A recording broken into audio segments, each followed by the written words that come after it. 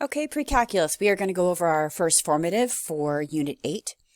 So we've got an equation here where the bases are the same, so that means the exponents are essentially equal. So we can set them equal to each other.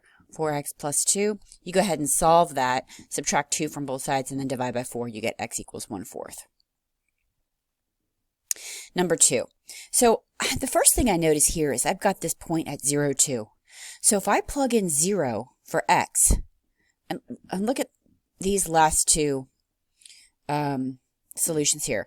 2 to the 0 power is 1. That is definitely not going to give me a point of 0, 2.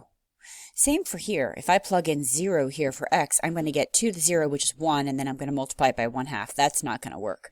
The only two that are going to work for that point are the first two options. Okay, now if you take a look, we've got our b here is 1/2. Anytime you take a value and because it's to the x power, so that's 1, 2, 3, 4, so it's 1/2 times 1/2 times 1/2.